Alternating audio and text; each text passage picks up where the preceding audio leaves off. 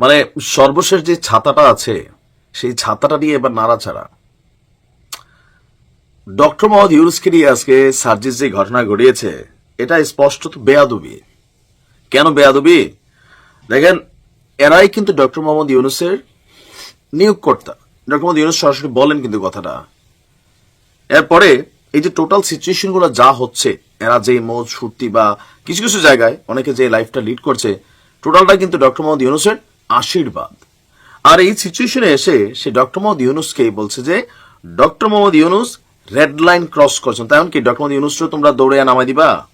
মানে মতের বিরুদ্ধে যেটা যাবে।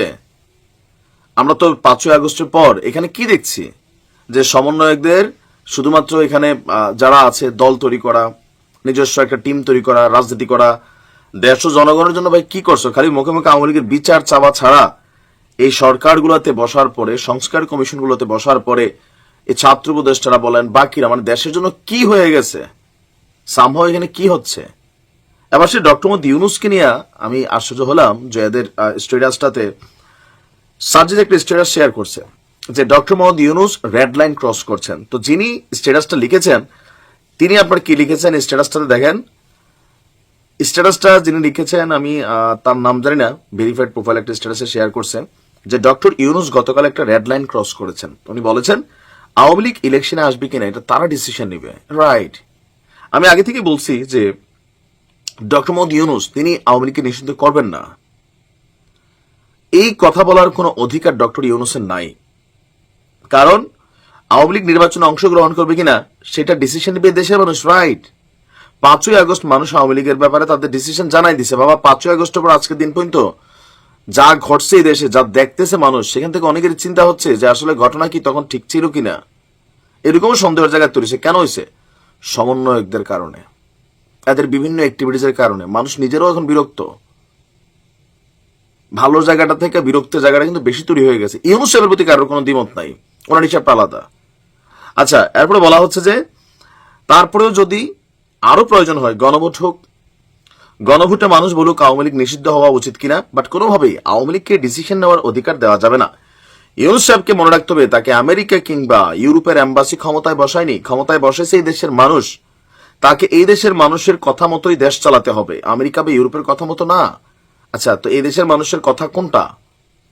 এই দেশের মানুষ বলতে কি এই দেশে এখন আওয়ামী লীগ নাই? অনেক আছে ভাই, অনেক আছে এখনো। আওয়ামী লীগ কোনো রাজনৈতিক দল না, এটা একটা সন্ত্রাসী সংগঠন। এমনকি আইন হয়েছে। সার্জির যে জিনিসগুলা আমি বারবার বলি, আওয়ামী লীগের ফিরে আসার ব্যাপারে যারা হেল্প করতে চাইবে তারা জুলাই গাদ্দার হিসেবে পরিচিত হবে। মানে ডক্টর মোদী ইউনুসকে এখন জুলাইয়ের গাদ্দারের জায়গায় নিয়ে যাওয়ার পরিকল্পনা। ইউনুস নিজেও যদি আওয়ামী লীগের পক্ষে কথা বলে, ইউনুসের বিরুদ্ধে আমরা দাঁড়াইতে এক সেকেন্ড সময় নিবে না। হ্যাঁ, তোমাদের এইবার এই জায়গাতে মানুষ দাঁড়াবে না, মনে রাখো। আমি অ্যাডভান্স বলে দিই, এখন ইউনুস সাহেবের বিরুদ্ধে দাঁড়াই যাব, কালকে অমুকের বিরুদ্ধে দাঁড়াই যাব, তো দেশটা তো রসাতলে ফেলাই দিবা। সার্জিসদের কিছু জিনিস মানুষ কিন্তু এখন আর খায় না। এটার প্রমাণ হচ্ছে বিভিন্ন কিছু কিন্তু চুরি হয়ে গেছে। ডক্টর ইউনুসকে গাদ্দার হিসেবে প্রমাণ করে ওনাকে ক্ষমতা থেকে ফেলাই দিবেন, তাহলে ক্ষমতা বসাবেন কারে? আপনি বসবেন নাহিদার যে আসিফ টাসিফ গিয়া বসবে? এপিএস এর 300 কোটি টাকার খবর বের হয়ে যাচ্ছে, উমকের 100 কোটি টাকার। ইলিয়াসরা তো বিভিন্ন সময় বিভিন্ন প্রতিবেদন করছে। তবে সার্জিসের এই জিনিসটা স্পষ্টত একটা বেয়াদবি। যে কোনো XYZ তিনি একটা স্ট্যাটাস দিতে পারেন, ইউনুস সাহেবকে নিয়ে সমালোচনা করতে পারেন, কিন্তু তোমরা টিকে আছো ইউনুস সাহেবের দয়ার উপরে রাইট নাও। তোমাদের যে ভাব গাম্ভীর্য, যে আউটলুকিং, যে মৌজ টোজ, এটা কিন্তু ইউনুস সাহেবের এই সরকারটার দয়ার উপরে।